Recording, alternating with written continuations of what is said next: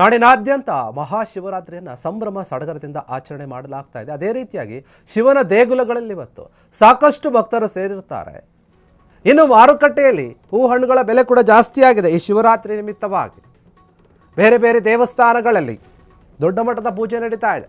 ಮಲ್ಲಿಗೆ 1 ಕೆಜಿಗೆ 1600 ರೂಪಾಯಿ ಇದೆ. ಕನಕಾಂಬರ 800ರಿಂದ 600 ಇದೆ.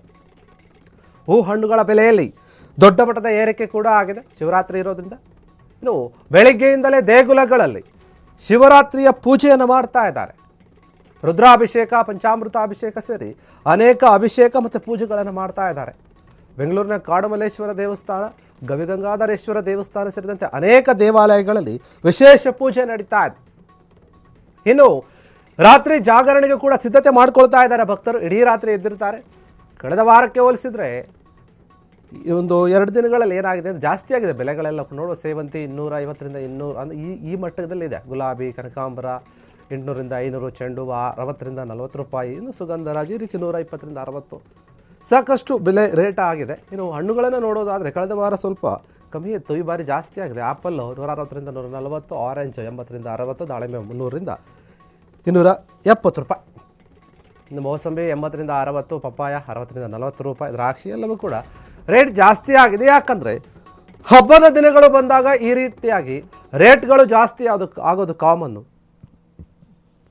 ಅನೇಕ ದೇವಸ್ಥಾನಗಳಲ್ಲಿ ಇವತ್ತು ದೊಡ್ಡ ಮಟ್ಟದ ಪೂಜೆ ನಡೆಯುತ್ತೆ. ಶಿವಲಿಂಗಕ್ಕೆ ನಾನಾ ರೀತಿಯ ಅಭಿಷೇಕಗಳನ್ನು ಮಾಡ್ತಾರೆ.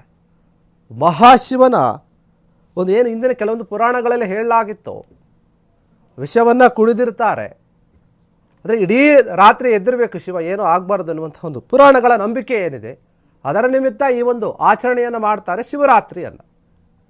ಇಂದು ರಾತ್ರಿ ಕೂಡ ಜಾಗರಣೆಯನ್ನು ಮಾಡ್ತಾರೆ. ಇಡೀ ರಾತ್ರಿ ಎದ್ದಿದ್ದು ಜನರೆಲ್ಲರೂ ಕೂಡ ಸಾಂಸ್ಕೃತಿಕ ಕಾರ್ಯಕ್ರಮಗಳಾಗಿರ್ಬೋದು, ಭಜನೆ ಆಗಿರ್ಬೋದು, ಇವೆಲ್ಲವನ್ನು ಕೂಡ ಮಾಡ್ತಾರೆ. ಮತ್ತು ಪ್ರಸಿದ್ಧವಾದಂತಹ ಶಿವನ ದೇವಾಲಯಗಳು, ಸಣ್ಣ ಪುಟ್ಟ ಶಿವನ ದೇವಾಲಯಗಳು ಕೂಡ ಒಂದು ರೀತಿ ದೊಡ್ಡ ಮಟ್ಟದ ಅಲಂಕಾರವನ್ನು ಮಾಡಲಾಗಿರುತ್ತೆ. ಸಾವಿರಾರು ಭಕ್ತರು ಸೇರ್ತಾ ಇರ್ತಾರೆ ದೊಡ್ಡ ದೊಡ್ಡ ಒಂದು ದೇವಸ್ಥಾನಗಳಲ್ಲಿ. ಇನ್ನು ಶಿವರಾತ್ರಿಗಾಗಿಯೇ ಕೆಲವೊಂದು ದೇವಸ್ಥಾನಗಳನ್ನು ತುಂಬ ದೊಡ್ಡ ಮಟ್ಟದಲ್ಲಿ ಅಲಂಕಾರ ಮಾಡಲಾಗಿದೆ. ಇನ್ನು ಬೆಂಗಳೂರಿನಲ್ಲಿರುವಂತಹ ತುಂಬ ಪ್ರಸಿದ್ಧವಾದಂಥ ಕಾಡುಮಲ್ಲೇಶ್ವರ ದೇವಸ್ಥಾನದಲ್ಲಿ ಕೂಡ ಎಲ್ಲ ವ್ಯವಸ್ಥೆಯನ್ನು ಮಾಡಿದೆ.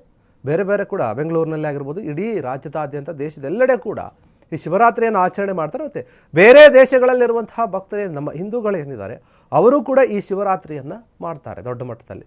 ಅಲ್ಲಲ್ಲಿ ಏನು ಇಂಡಿಯನ್ಸ್ ಎಲ್ಲ ಇರ್ತಾರೆ ಅವರು ಸೇರಿಕೊಂಡು ಅವರು ಕೂಡ ಈ ಶಿವರಾತ್ರಿಯನ್ನು ಮಾಡ್ತಾರೆ. ಹೀಗಾಗಿ ಹಣ್ಣುಗಳ ಬೆಲೆ ಮತ್ತು ಹೂಗಳ ಬೆಲೆ ಅವೆಲ್ಲವೂ ಕೂಡ ರೇಟ್ ಜಾಸ್ತಿ ಆಗಿದೆ. ಶಿವರಾತ್ರಿ ನಿಮಿತ್ತ ಭಕ್ತರು ಎಷ್ಟೇ ಆದರೂ ಕೂಡ ರೇಟು ತಗೋತಾರೆ. ಇವತ್ತು ಹಬ್ಬವನ್ನು ಮಾಡಬೇಕಲ್ಲ, ಆ ಕಾರಣದಿಂದಾಗಿ ಎಲ್ಲ ಕಡೆ ಇವತ್ತು ಶಿವರಾತ್ರಿಯನ್ನು ಆಚರಣೆ ಮಾಡ್ತಾ ಇದ್ದಾರೆ.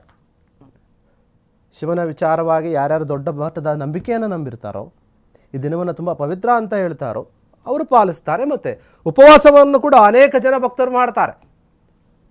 ಬೆಳಗಿನ ತನಕ ಅಥವಾ ರಾತ್ರಿಯ ತನಕ ಇವತ್ತು ಯಾರೂ ಕೂಡ ಊಟ ಮಾಡೋದಿಲ್ಲ.